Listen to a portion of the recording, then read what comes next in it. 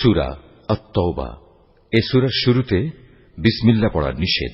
হে মুসলমানরা, মুশরিকদের সাথে তোমরা যে সন্ধি চুক্তি সম্পাদন করে রেখেছিলে, আল্লাহ তাআলা ও তার রাসূলের পক্ষ থেকে তোমাদের তা থেকে অব্যাহতি রয়েছে। অতএব হে মুশরিকরা, তোমরা আরো 4 মাস পর্যন্ত এ পবিত্র ভূখণ্ডে চলাফেরা করে নাও এবং জেনে রেখো, তোমরা কখনো আল্লাহ তাআলার ফয়সালা থেকে পালাতে পারবে না এবং আল্লাহ তাআলা অবশ্যই কাফেরদের অপমানিত করবেন। আজ মহান হজের এদিনে দুনিয়ার মানুষের প্রতি আল্লাহ তাআলা ও তার রাসূলের ঘোষণা এই যে আল্লাহ তাআলা মুশরিকদের সাথে চুক্তির বাধ্যবাধকতা থেকে মুক্ত এবং মুক্ত তার রাসূলও। হে মুশরিকরা, যদি তোমরা এখনো তওবা করো তাহলে তাই হবে তোমাদের জন্য কল্যাণকর, আর যদি তোমরা মুখ ফিরিয়ে নাও তাহলে জেনে রেখো, আল্লাহ তাআলার ফয়সালা থেকে তোমরা কখনো পালাতে পারবে না। হে নবী, এরপরও যারা কুফরি করেছে তাদের তুমি এক কঠোর আযাবের সুসংবাদ দাও। তবে সেসব মুশরিকের কথা আলাদা যাদের সাথে তোমরা চুক্তি করেছ। তারা চুক্তি রক্ষার ব্যাপারে এতটুকুও ত্রুটি করেনি, না তারা কখনো তোমাদের বিরুদ্ধে অন্য কাউকে সাহায্য করেছে। তাদের চুক্তি তাদের মেয়াদ শেষ হওয়া পর্যন্ত অবশ্যই তোমরা মেনে চলবে। আসলেই যারা আল্লাহ তাআলাকে ভয় করে তাদের অবশ্যই তিনি ভালোবাসেন। অতঃপর যখন এ নিষিদ্ধ 4 মাস অতিবাহিত হয়ে যাবে, তখন মুশরিকদের যেখানে পাবে সেখানেই তোমরা হত্যা করবে, তাদের বন্দী করবে, তাদের অবরোধ করবে এবং তাদের ধরার জন্য তোমরা প্রতিটি ঘাঁটিতে ওঁত পেতে বসে থাকবে। তবে এর পরেও তারা যদি তওবা করে, দ্বীনের পথে ফিরে আসে এবং নামাজ প্রতিষ্ঠা করে, যাকাত আদায় করে, তাহলে তোমরা তাদের পথ ছেড়ে দাও। অবশ্যই আল্লাহ তাআলা ক্ষমাশীল ও বড় দয়াময়। আর মুশরিকদের মধ্যে থেকে যদি কোনো ব্যক্তি তোমার কাছে আশ্রয় চায়, তবে অবশ্যই তাকে তুমি আশ্রয় দেবে, যাতে করে তোমার আশ্রয় থেকে সে আল্লাহ তাআলার বাণী শুনতে পায়। অতঃপর তাকে তার কোনো নিরাপদ জায়গায় পৌঁছে দেবে। এটা এজন্যই যে এরা আসলেই এমন এক সম্প্রদায়ের লোক যারা কিছুই জানে না। আল্লাহ তাআলা ও তার রাসূলের সাথে মুশরিকদের এ চুক্তি কিভাবে বহাল থাকবে? তবে যাদের সাথে মসজিদুল হারামের পাশে বসে তোমরা চুক্তি সম্পাদন করেছিলে তাদের কথা আলাদা। যতক্ষণ পর্যন্ত তারা নিজেরা এই চুক্তির উপর বহাল থাকবে, ততক্ষণ পর্যন্ত তোমরাও চুক্তির উপর বহাল থেকো। অবশ্যই আল্লাহ তাআলা চুক্তি ও ওয়াদার ব্যাপারে সাবধানী ব্যক্তিদের ভালোবাসেন। কিভাবে তোমরা তাদের বিশ্বাস করবে?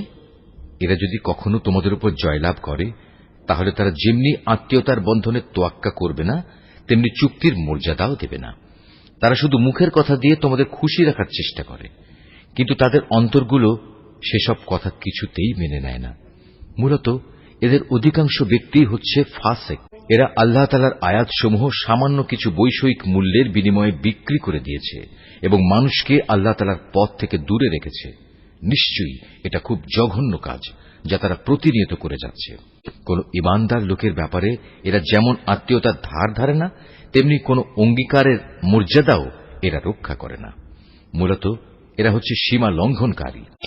এ সত্ত্বেও যদি তারা তওবা করে, নামাজ প্রতিষ্ঠা করে, যাকাত আদায় করে, তাহলে তারা হবে তোমাদেরই দ্বীনী ভাই। আমি সেসব মানুষের কাছে আমার আয়াতসমূহ স্পষ্ট করে বর্ণনা করি যারা সত্য মিথ্যার তারতম্য বুঝতে পারে। তারা যদি তাদের প্রতিশ্রুতি দেওয়ার পরও তাদের সম্পাদিত চুক্তি ভঙ্গ করে এবং ক্রমাগত তোমাদের দ্বীন সম্পর্কে বিদ্রূপ করতে থাকে, তাহলে তোমরা কাফের সর্দারদের বিরুদ্ধে যুদ্ধ ঘোষণা করো, কেননা তাদের জন্য তখন আর কোন চুক্তি বহাল নেই। এর ফলে আশা করা যায় তারা তাদের মন্দ কাজগুলো থেকে বিরত থাকবে। তোমরা কি এমন একটি দলের বিরুদ্ধে যুদ্ধ করবে না যারা বারবার নিজেদের অঙ্গীকার ভঙ্গ করেছে, যারা আল্লাহ তাআলার রাসূলকে স্বদেশ থেকে বের করার সংকল্প করেছে এবং তারাই তো প্রথম তোমাদের উপর হামলা শুরু করেছে? তোমরা কি সত্যি তাদের ভয় করো? অথচ যদি তোমরা মোমেন হও, তাহলে তোমাদের আল্লাহ তাআলাকে সবচেয়ে বেশি ভয় করা উচিত। তোমরা তাদের সাথে লড়াই করো। আল্লাহ তাআলা আসলে তোমাদের হাত দিয়েই ওদের শাস্তি দেবেন এবং তিনি এভাবেই তাদের অপমানিত করবেন। তাদের উপর বিজয় দিয়ে তিনি তোমাদের সাহায্য করবেন এবং এভাবে তিনি মুমিন সম্প্রদায়ের মনকেও প্রশান্ত করে দেবেন। তিনি এর দ্বারা তাদের দিলের ক্ষোভ বিদূরিত করে দেবেন। তিনি যাকে চাইবেন তার প্রতি ক্ষমা পরবশ হবেন। আল্লাহ তাআলা সব কিছুই জানেন এবং তিনি হচ্ছেন সুবিজ্ঞ কুশলী। তোমরা কি একথা মনে করে নিয়েছ তোমাদের এমনি এমনি ছেড়ে দেয়া হবে? অথচ এখনো আল্লাহ তাআলা ভালো করে পরখ করে নেননি যে তোমাদের মাঝে কারা আল্লাহর পথে জিহাদ করেছে আর কারা আল্লাহ তাআলা তার রাসূল ও মুমিনদের ছাড়া অন্য কাউকে বন্ধু হিসেবে গ্রহণ করেছে? বস্তুত তোমরা যা কিছু করো না কেন আল্লাহ তাআলা সে সম্পর্কে সম্যক অবগত রয়েছেন। মুশরিকরা যখন নিজেরাই নিজেদের কুফরির কথা স্বীকার করছে তখন তারা আল্লাহ তাআলার মসজিদ আবাদ করবে, এটা তো হতেই পারে না। মূলত এরা হচ্ছে সেসব লোক যাদের যাবতীয় কর্মকাণ্ড আগেই বরবাদ হয়ে গেছে এবং চিরকাল তাই এদের দোজখের আগুনেই কাটাতে হবে।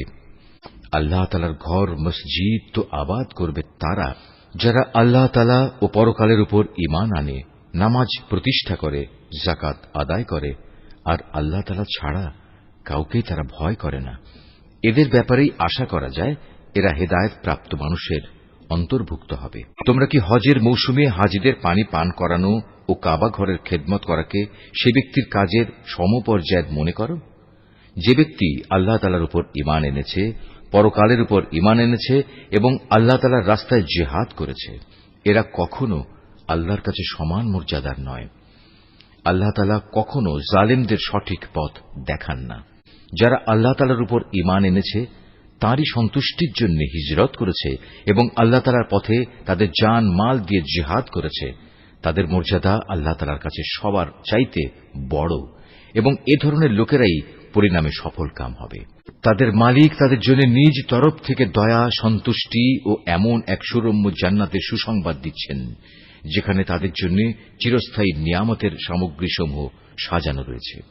সেখানে তারা হবে চিরস্থায়ী। নিশ্চয়ই আল্লাহ তাআলার কাছে মোমেনদের জন্য মহাপুরস্কার সংরক্ষিত রয়েছে। এই ঈমানদার ব্যক্তিরা, যদি তোমাদের পিতা ও ভাই কখনো ঈমানের উপর কুফরিকেই বেশি ভালোবাসে, তাহলে তোমরা এমন লোকদের কখনো বন্ধুরূপে গ্রহণ করো না।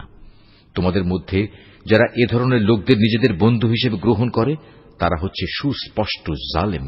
হে নবী, বলো, যদি তোমাদের পিতা, তোমাদের ভাই, তোমাদের পরিবার পরিজন ও তোমাদের অর্জিত ধন সম্পদ এবং ব্যবসা বাণিজ্য যা অচল হয়ে যাবে বলে তোমরা ভয় করো, তোমাদের বাড়িঘর সমূহ যা তোমরা একান্তভাবে কামনা করো, এগুলো যদি তোমরা আল্লাহ তাআলা, তার রাসূল ও তার পথে জিহাদ করার চাইতে বেশি ভালোবাসো, তাহলে তোমরা আল্লাহ তাআলার পক্ষ থেকে তার আযাবের ঘোষণা আসা পর্যন্ত অপেক্ষা করো। জেনে রেখো, আল্লাহ তাআলা কখনো ফাসিক সম্প্রদায়কে হেদায়েত করেন না।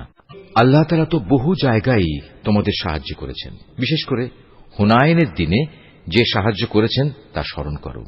সেদিন যখন তোমাদের সংখ্যাধিক্য তোমাদের উৎফুল্ল করে দিয়েছিল, অথচ সংখ্যার এই বিপুলতা তোমাদের সেদিন কোনোই কাজে আসেনি। জমিন তার বিশালতা সত্ত্বেও তোমাদের উপর সংকুচিত হয়ে পড়েছিল। অতঃপর তোমরা একসময় ময়দান ছেড়ে পৃষ্ঠ প্রদর্শন করে পালিয়েও গেলে। অতঃপর আল্লাহ তাআলা তার রাসূল ও ময়দানে অটল হয়ে থাকা মোমেনদের উপর তাঁর প্রশান্তি নাজিল করলেন। ময়দানে তিনি এমন এক লস্কর বাহিনী পাঠালেন যাদের সেদিন তোমরা দেখতে পাওনি, এবং তাদের দিয়ে তিনি কাফেরদের এক চরম শাস্তি দিলেন যারা আল্লাহকে অস্বীকার করে। এ হচ্ছে তাদের যথাযথ পাওনা। এর পরেও আল্লাহ তাআলা যাকে ইচ্ছা তাকে ক্ষমা করে দেন। আল্লাহ তাআলা ক্ষমাশীল ও পরম দয়ালু। ও হে মানুষ, তোমরা যারা আল্লাহ তাআলার উপর ঈমান এনেছ, জেনে রেখো, মুশরিকরা হচ্ছে চিন্তা ও আদর্শের দিক থেকে অপবিত্র। অতএব এ অপবিত্রতা নিয়ে তারা যেন এ বছরের পর আর কখনো এ পবিত্র মসজিদের কাছে না আসে। যদি তাদের না আসার কারণে তোমরা আশু দারিদ্র্যের আশঙ্কা করো, তাহলে জেনে রেখো, অচিরেই আল্লাহ তাআলা চাইলে নিজ অনুগ্রহ দিয়ে তোমাদের অভাব মুক্ত করে দিতে পারেন। অবশ্যই আল্লাহ তাআলা সর্বজ্ঞ ও কুশলী।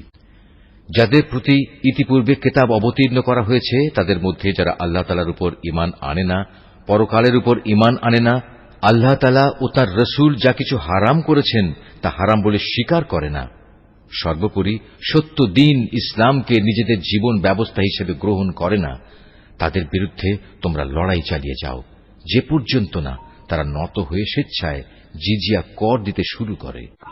ইহুদিরা বলে উযায়ের আল্লাহর পুত্র, আবার খ্রিস্টানরা বলে মসীহ আল্লাহর পুত্র। আসলে এ সবই হচ্ছে তাদের মুখের কথা। তাদের আগে যারা আল্লাহ তাআলাকে অস্বীকার করেছে এরা তাদেরই অনুকরণ করছে মাত্র। আল্লাহ তাআলা এদের সবাইকে ধ্বংস করুন। তাকিয়ে দেখো এরা কিভাবে আজ দাঁড়ে দাঁড়ে ঠোকর খাচ্ছে। এ লোকেরা আল্লাহ তাআলাকে বাদ দিয়ে তাদের আলেম ও পীর দরবেশদের মাবুদ বানিয়ে নিয়েছে এবং মরিয়ম পুত্র মসিহকেও কেউ কেউ মাবুদ বানিয়ে রেখেছে। অথচ এদের এক আল্লাহ তাআলা ছাড়া অন্য কারোই বন্দেগী করতে আদেশ দেওয়া হয়নি। তিনি ছাড়া আর কোনো মাবুদ নেই। তারা যাদের আল্লাহর সাথে শরীক করে তিনি এসব কথাবার্তা থেকে অনেক পবিত্র। এ মূর্খ লোকেরা তাদের মুখের এক ফুৎকার দিয়ে আল্লাহর দ্বীনের মশাল নিভিয়ে দিতে চায়, কিন্তু আল্লাহ তাআলা তাঁর আলোর পূর্ণ বিকাশ ছাড়া অন্য কিছুই চান না, যদিও কাফেরদের কাছে এটা খুবই অপ্রীতিকর। তিনিই মহান আল্লাহ, যিনি তোমাদের কাছে সুস্পষ্ট হেদায়েত ও সঠিক জীবন বিধান সহকারে তার রাসূলকে পাঠিয়েছেন, যেন সে এই জীবন ব্যবস্থাকে দুনিয়ার সব কয়টি বিধানের উপর বিজয়ী করে দিতে পারে।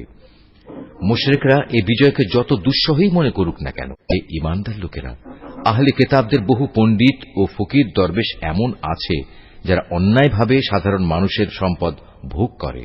এরা আল্লাহর বান্দাদের আল্লাহর পথ থেকে ফিরিয়েও রাখে। এদের মাঝে যারাই সোনা রূপা পুঞ্জীভূত করে রাখে এবং কখনো তা আল্লাহর পথে ব্যয় করে না, তুমি তাদের কঠিন পীড়াদায়ক আযাবের সুসংবাদ দাও। এমন একদিন আসবে যেদিন পুঞ্জীভূত সোনা রূপা জাহান্নামের আগুনে উত্তপ্ত করা হবে।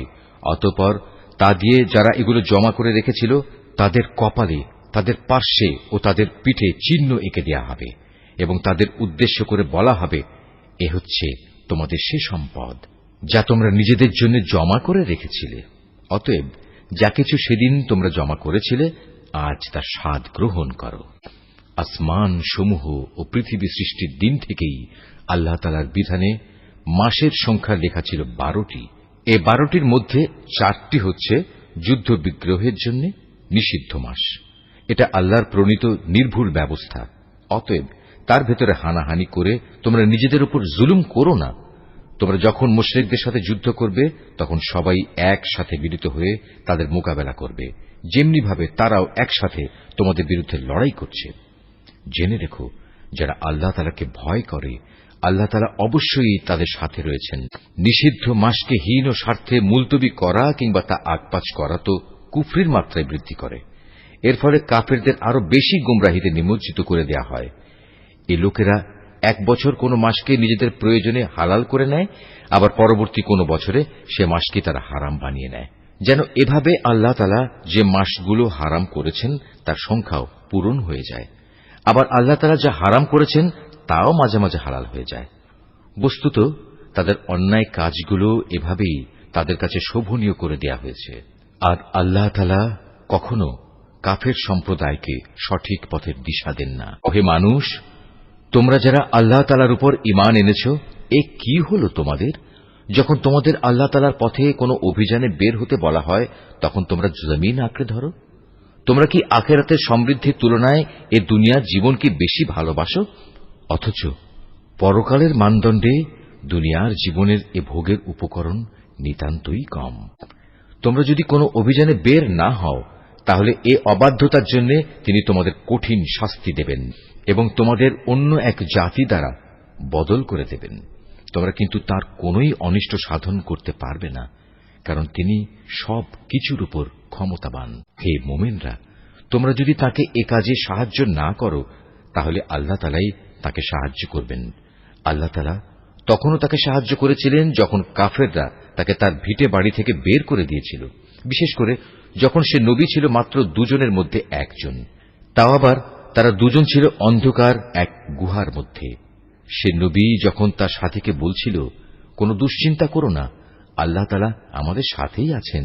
অতঃপর আল্লাহ তাআলা তার উপর তাঁর প্রশান্তি নাজিল করে তাকে সাহায্য করলেন এবং এমন এক বাহিনী দ্বারা তাকে শক্তি যোগালেন যাদের তোমরা সেদিন দেখতে পাওনি। এবং যারা আল্লাহ তাআলাকে অমান্য করেছে আল্লাহ তাআলা তাদের ধৃষ্টতামূলক বক্তব্য নিচু করে দিলেন এবং আল্লাহ তাআলার কথাই উপরে থাকল। আল্লাহ তাআলা পরাক্রমশালী ও প্রবল প্রজ্ঞাময়। তোমরা অভিযানে বের হয়ে পড়ো, কম রণসম্ভারে হোক কিংবা বেশি হোক, এবং জিহাদ করো আল্লাহ তাআলার পথে নিজেদের জান দিয়ে, মাল দিয়ে। এটাই তোমাদের জন্য উত্তম। কত ভালো হতো যদি তোমরা বুঝতে পারতে।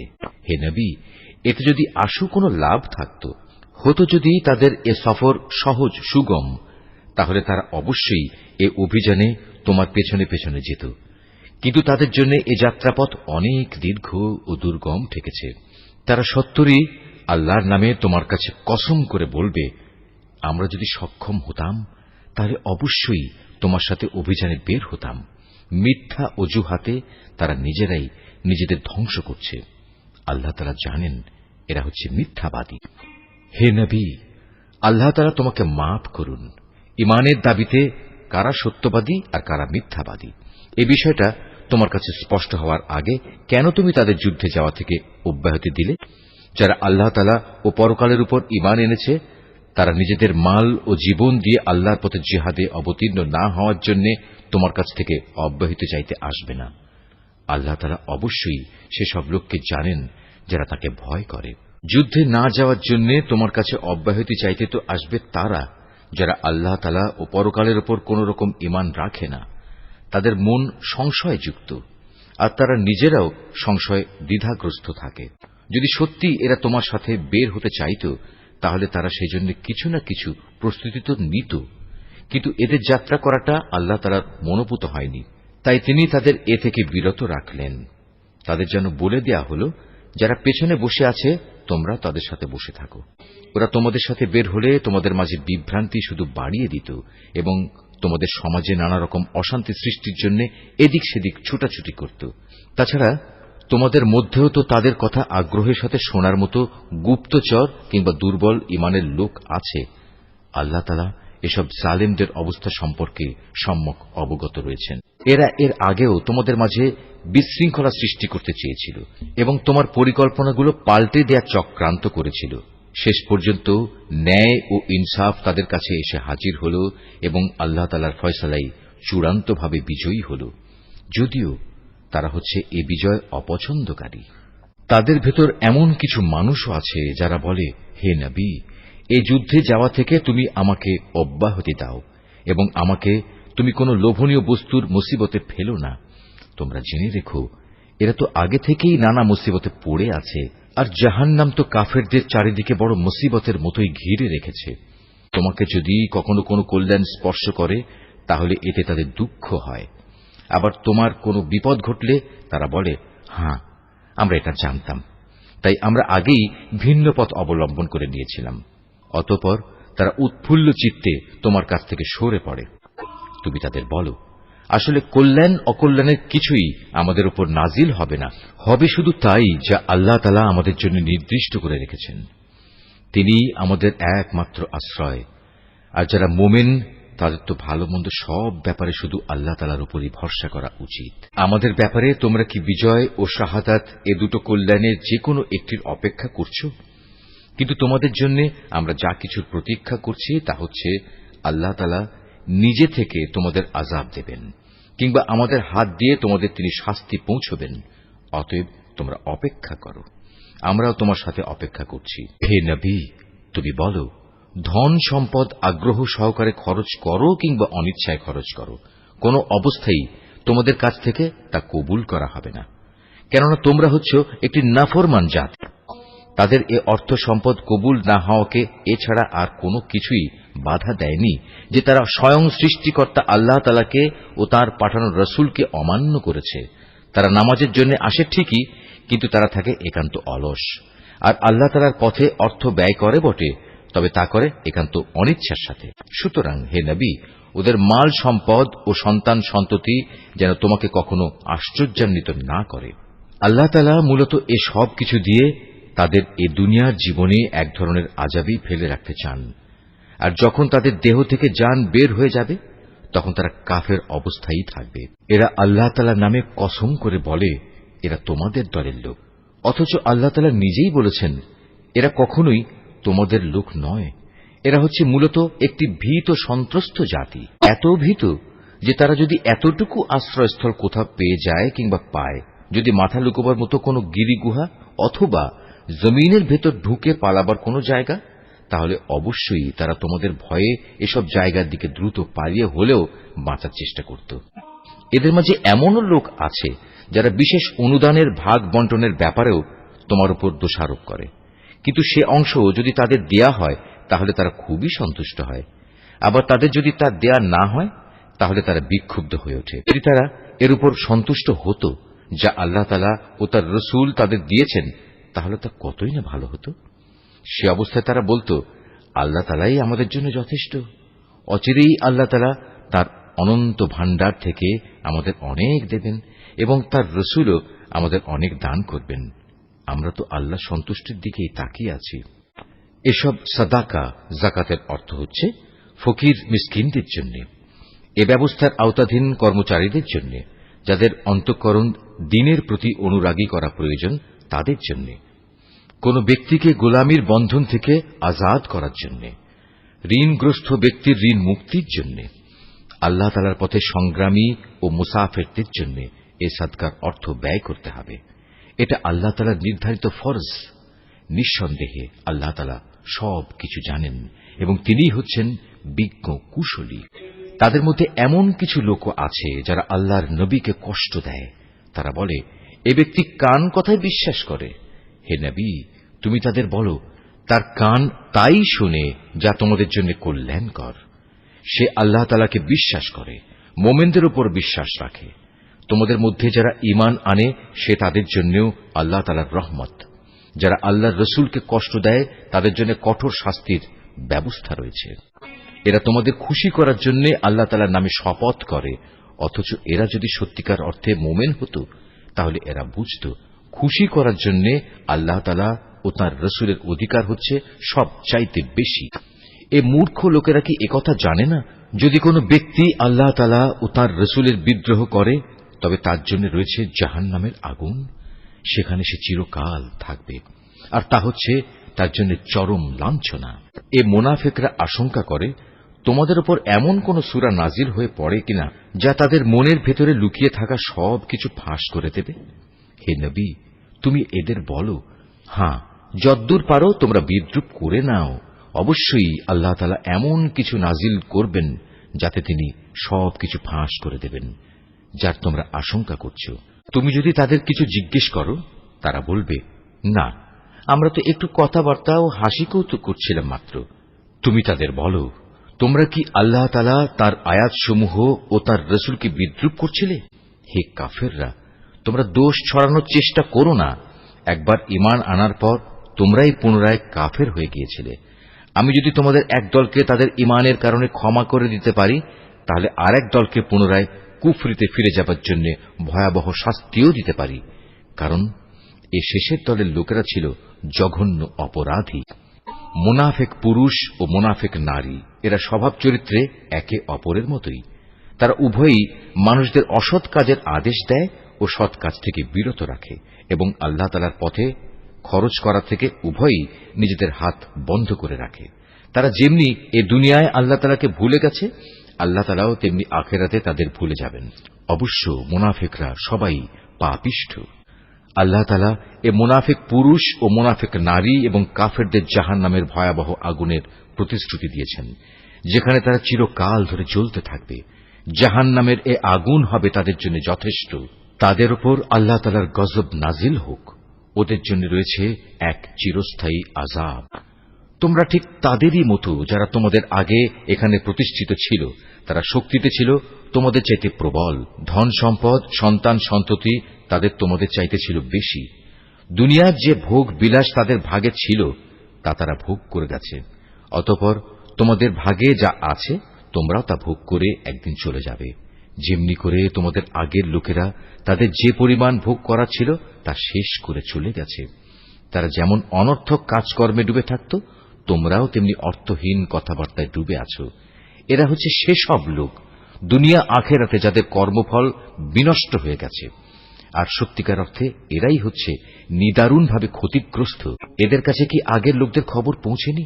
নুহের জাতির, আদ জাতির, সামুদ জাতির কীর্তিকলাপ, ইব্রাহিম, মাদিয়ানবাসী নবী ও সে বিধ্বংস জনবসতির কথা কি এদের কাছে কেউ বলেনি? এ সব কয়টি জাতির মানুষের কাছে তাদের রসুলরা আল্লাহ তাআলার পক্ষ থেকে সুস্পষ্ট আয়াত নিয়ে এসেছিল। নবী না পাঠিয়ে কাউকে আযাব দেবেন এমন অবিচার তো আল্লাহ তাআলা তাদের উপর কখনো করতে পারেন না। বস্তুত তারা নিজেরাই নিজেদের উপর জুলুম করেছে। অপরদিকে মোমেন পুরুষ ও মোমেন নারীরা হচ্ছে একে অপরের বন্ধু। এরা অন্য মানুষকে ন্যায় কাজের আদেশ দেয়, অন্যায় কাজ থেকে বিরত রাখে। তারা নামাজ প্রতিষ্ঠা করে, যাকাত আদায় করে, জীবনের সব কাজে আল্লাহ তাআলা ও তার রসুলের বিধানের অনুসরণ করে। এরাই হচ্ছে সেসব মানুষ যাদের উপর আল্লাহ তাআলা অচিরেই তার রহমত নাজিল করবেন।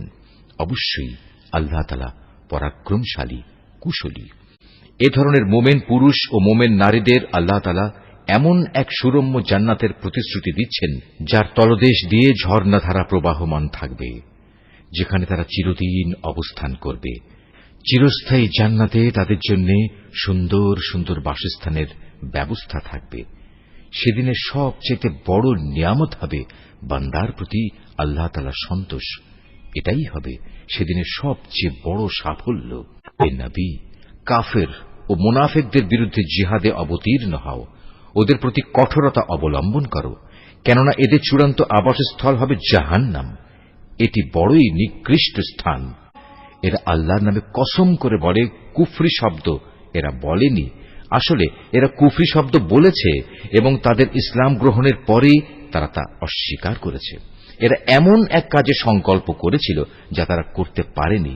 এর পরেও তাদের প্রতিশোধ নেয়ার এছাড়া আর কি কারণ থাকতে পারে? আল্লাহ তাআলা ও তার রসুল নিজ অনুগ্রহ দিয়ে তাদের ধনশালী করে দিয়েছিলেন।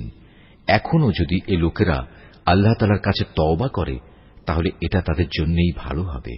আর যদি তারা সত্য থেকে মুখ ফিরিয়ে নেয়, তাহলে আল্লাহ তাআলা দুনিয়া আখিরাত উভয় স্থানেই তাদের কঠিন আযাব দেবেন এবং উপরন্তু এ জমিনে তারা কখনো কোনো বন্ধু কিংবা সাহায্যকারী পাবে না। ওদের মধ্যে এমন কিছু লোক আছে যারা আল্লাহর সাথে ওয়াদা করেছিল, যদি আল্লাহ তাআলা নিজ অনুগ্রহে আমাদের সম্পদ দান করেন, তাহলে আমরা অবশ্যই তার একাংশ আল্লাহর পথে দান করব এবং সত্যি আমরা নেক লোকদের অন্তর্ভুক্ত হয়ে যাব। অতঃপর যখন আল্লাহ তাআলা নিজ অনুগ্রহের ভাণ্ডার থেকে তাদের ধন সম্পদ দান করলেন, তখন তারা দানের বদলে কার্পণ্য করতে শুরু করল এবং আল্লাহ তাআলাকে দেয়া ওয়াদা থেকে তারা গোঁড়ামির সাথেই ফিরে এল। অতঃপর আল্লাহ তাআলা তাদের অন্তরে মুনাফিকি বদ্ধমূল করে দিলেন সেদিন পর্যন্ত যেদিন তারা আল্লাহ তাআলার সাথে সাক্ষাৎ করবে। এটা এ কারণে এরা আল্লাহ তাআলার কাছে যে ওয়াদা করেছিল তা ভঙ্গ করেছে। আসলেই এরা ছিল ভয়ানক মিথ্যাবাদী। এ লোকেরা কি একথা জানত না? তাদের সব গোপন কথা ও সব সলা পরামর্শ সম্পর্কে আল্লাহ তাআলা জানেন এবং যা কিছু অদৃশ্য অদেখা আল্লাহ তাআলা সে সম্পর্কেও বিশেষভাবে অবহিত। আল্লাহ তাআলা তাদের ব্যাপারেও সম্যক অবগত আছেন, যারা সেসব ঈমানদার ব্যক্তিদের দোষারোপ করে, যারা আন্তরিক নিষ্ঠা ও আগ্রহের সাথে আল্লাহ তাআলার পথে দান করে এবং যারা দান করার মতো নিজেদের পরিশ্রম লব্ধ সামান্য কিছু সম্পদ ছাড়া কিছুই পায় না। এ সব মুমিনের সাথে মুনাফিকদের এ দলের লোকেরা হাসি ঠাট্টা করে। এই বিদ্রূপকারীদের স্বয়ং আল্লাহ তাআলাও বিদ্রূপ করতে থাকেন। পরকালে তাদের জন্য রয়েছে কঠিন আযাব। নবী, এমন লোকদের জন্য তুমি আল্লাহ তাআলার কাছে ক্ষমা প্রার্থনা করো আর না করো, দুটোই সমান। তুমি যদি 70 বারও তাদের জন্য আল্লাহর কাছে মাপ চাও, আল্লাহ তাআলা কখনো তাদের মাপ করবেন না, কেননা এরা জেনে বুঝে আল্লাহ তাআলা ও তার রসুলকে অস্বীকার করেছে। আসলে আল্লাহ তাআলা কখনো নাফরমান লোকদের হেদায়েত করেন না। যারা তাবুকের যুদ্ধে না গিয়ে পেছনে পড়ে থাকল, তারা এভাবে রসুলের ইচ্ছার বিরুদ্ধে নিজেদের ঘরে বসে থাকতে পেরে খুব খুশি হয়ে গেল। মূলত তারা তাদের জান মাল দিয়ে আল্লাহর পথে জিহাদ করাটা পছন্দ করল না, বরং বলল, এ ভীষণ গরমে তোমরা বাইরে যেও না। হে নবী, তুমি তাদের বলো, জাহান্নামের আগুন তো এর চাইতেও বেশি গরম। কত ভালো হতো এ লোকগুলো যদি একথাটা বুঝতে পারত। অতএব এ দুনিয়ায় তাদের কম হাসা উচিত, অন্যথায় কিয়ামতের দিন তাদের বেশি কাঁদতে হবে। তারা যা গুনাহ এখানে অর্জন করেছে তাই হবে তাদের সেদিনের যথার্থ বিনিময়। যদি আল্লাহ তাআলা এ অভিযানের পর তোমাকে এদের কোন একটি দলের কাছে ফেরত নিয়ে আসেন এবং তারা যদি তোমার কাছে পুনরায় কোন যুদ্ধে যাবার অনুমতি চায়, তাহলে তুমি বলো, না, কখনো তোমরা আমার সাথে আর কোন অভিযানে বের হবে না। তোমরা আমার সাথী হয়ে আর কখনো শত্রুর সাথে লড়বে না, কেননা তোমরা আগের বার যুদ্ধের বদলে পেছনে বসে থাকা পছন্দ করেছিলে। আর যাও, যারা পেছনে পড়ে আছে তাদের সাথে তোমরাও গিয়ে বসে থাকো। ওদের মধ্যে কোন লোকের মৃত্যু হলে তুমি কখনো তার জানাজায় নামাজ পড়ো না, কখনো তার কবরের পাশে তুমি দাঁড়িও না, কেননা এই ব্যক্তিরা আল্লাহ তাআলা ও তার রাসূলের সাথে কুফরি করেছে। এরা নাফরমান অবস্থায় মরেছে। ওদের ধন সম্পদ ও সন্তান সন্ততি যেন তোমাদের কখনো বিমুগ্ধ করতে না পারে। মূলত আল্লাহ তাআলা এই সব কিছু দিয়ে তাদের দুনিয়ার জীবনে নানা ধরনের শাস্তি দিতে চান এবং তাদের প্রাণবায়ু একদিন এমন এক অবস্থায় বের হবে যখন তারা পুরোপুরি কাফের থাকবে। যখনই এমন ধরনের কোন সূরা নাজিল হয় যাতে বলা হয় তোমরা আল্লাহর উপর ঈমান আনো এবং তার রাসূলের সাথে মিলে কাফেরদের বিরুদ্ধে জিহাদ করো, তখনই তাদের বিত্তশালী ব্যক্তিরা তোমার কাছে এসে যুদ্ধে না যাওয়ার জন্য অব্যাহতি চায় এবং তারা বলে, হে নবী, আমাদের রেহাই দাও, যারা ঘরে বসে আছে তাদের সাথে আমাদেরও বসে থাকতে দাও। তারা মূলত ঘরে বসে থাকা লোকদের সাথে অবস্থান করাই পছন্দ করে নিয়েছে। তাদের অন্তরে মোহর মেরে দেয়া হয়েছে, ফলে তারা কিছুই বুঝতে পারে না। কিন্তু আল্লাহর রাসূল এবং যারা তাঁর সাথে আল্লাহ তাআলার উপর ঈমান এনেছে তারা সবাই নিজেদের জান মাল দিয়ে আল্লাহর পথে জিহাদ করেছে। অতএব এদের জন্যই যাবতীয় কল্যাণ নির্দিষ্ট হয়ে আছে, আর সত্যিকার অর্থে এরাই হচ্ছে সফল কাম। এর বিনিময়ে আল্লাহ তাআলা এদের জন্য এমন এক সুরম্য জান্নাত প্রস্তুত করে রেখেছেন যার পাদদেশে ঝর্ণাধারা প্রবাহমান, সেখানে তারা চিরকাল থাকবে। বস্তুত এ হচ্ছে সর্বোত্তম সাফল্য। ওজরকামী কিছু সংখ্যক আরব বেদুইনও তোমার কাছে এসে হাজির হয়েছে, যেন তাদেরও এ যুদ্ধে যাওয়া থেকে অব্যাহতি দেয়া হয়। এভাবে সে লোকগুলোও ঘরে বসে থাকল যারা আল্লাহ তাআলা ও তার রাসূলের কাছে ঈমানের মিথ্যা দাবি করেছিল। এদের মধ্যে যারা আল্লাহ ও তার রাসূলকে অমান্য করে ঘরে বসে থেকেছে, অচিরেই তারা মর্মান্তিক আযাবে নিমজ্জিত হবে। যারা দুর্বল তারা যদি এ যুদ্ধে শরীক না হয়ে থাকে তাদের উপর কোনো দোষ নেই। দোষ নেই তাদেরও যারা অসুস্থ কিংবা যারা যুদ্ধে খরচ করার মতো কোনো সম্বল পায়নি। অবশ্য এরা যদি আল্লাহ তাআলার নিষ্ঠাবান বান্দা হয় তাহলেই তারা এ অব্যাহতির আওতায় পড়বে। সৎ কর্মশীল মানুষদের বিরুদ্ধেও কোনো অভিযোগের কারণ নেই। আল্লাহ তাআলা একান্ত ক্ষমাশীল ও পরম দয়ালু। তাদের ব্যাপারেও কোনো অভিযোগ নেই যারা যুদ্ধ শুরুর প্রাক্কালে তোমার কাছে যাত্রার বাহন সরবরাহ করার জন্য এসেছিল এবং তুমি তাদের বলেছিলে, তোমাদের জন্য আমি এমন কিছু পাচ্ছি না যার উপর আমি তোমাদের আরোহণ করাতে পারি। অতএব তারা ফিরে গেল। তারা এমনভাবে ফিরল যে তাদের চোখ থেকে অশ্রু বয়ে যাচ্ছিল। যুদ্ধে যাবার খরচ জোগাড় করতে না পারায় তারা ভীষণভাবে দুঃখিত হল। সব অভিযোগ তো তাদের বিরুদ্ধে যারা সামর্থ্যবান হওয়া সত্ত্বেও তোমার কাছে অব্যাহতি চায়।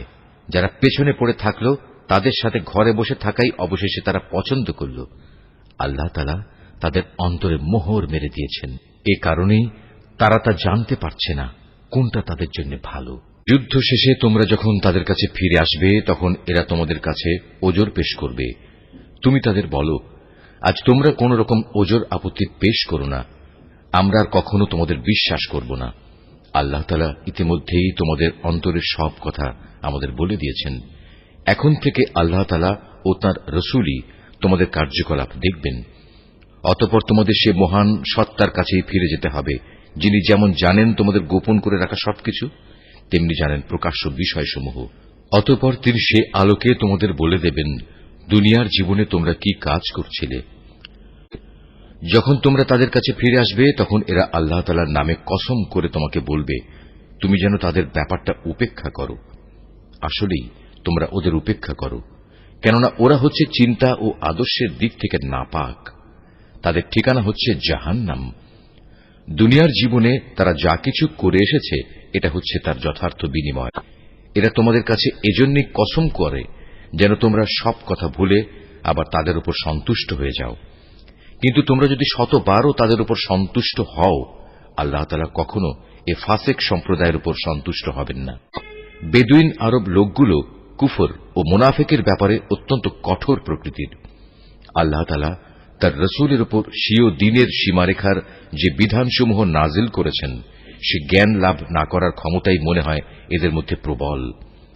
মূলত আল্লাহ তাআলাই হচ্ছেন সুবিজ্ঞ কুশলী। এ বেদুইন আরবদের মধ্যে এমন কিছু লোক আছে যারা কখনো যদি আল্লাহ তাআলার পথে কিছু ব্যয় করে তাকে নিজেদের উপর জরিমানা তুল্য মনে করে এবং তোমাদের ব্যাপারে কালের বিবর্তনমূলক কোনো বিপদ মুসিবত আসুক এ অপেক্ষায় থাকে। আসলে কালের মন্দচক্র তো তাদের নিজেদের উপরই ছেয়ে আছে। বস্তুত আল্লাহ তাআলা সবকিছু শোনেন, সবকিছু জানেন। আবার এই বেদুইন আরবদের মাঝে এমন কিছু লোক আছে যারা আল্লাহ তাআলা ও পরকালের উপর ঈমান রাখে।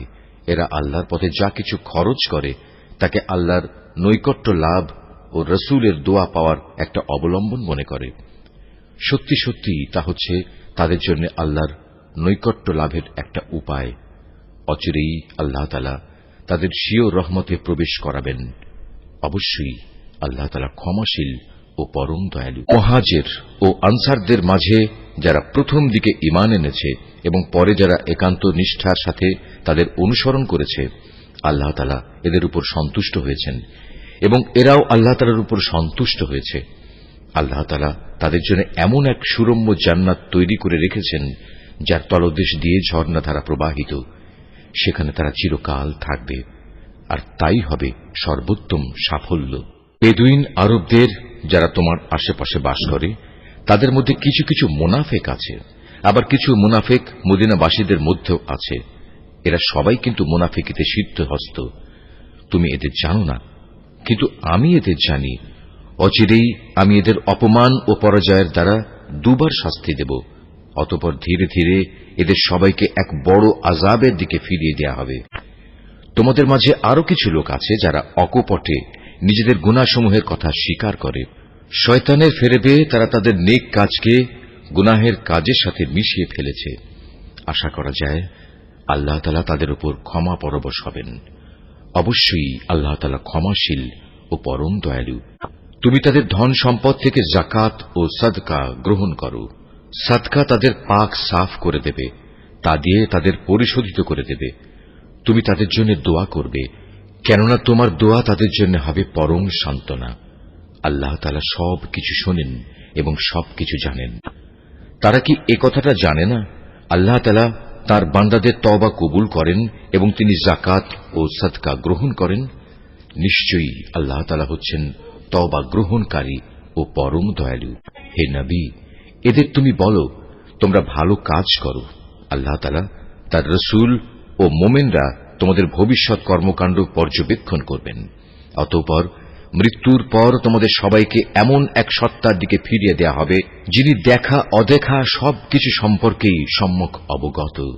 সেদিন তিনি তোমাদের বলে দেবেন, তোমরা দুনিয়ার জীবনে কোন ধরনের কাজ করছিলে। তোমাদের মাঝে আরো একটি দল রয়েছে যাদের ব্যাপারে এখনো আল্লাহ তাআলার সিদ্ধান্তের আশা করা হচ্ছে। আল্লাহ তাআলা তাদের হয় শাস্তি দেবেন, না হয় তিনি তাদের তওবা কবুল করবেন। বস্তুত আল্লাহ তাআলা হচ্ছেন সুবিজ্ঞ, কুশলী।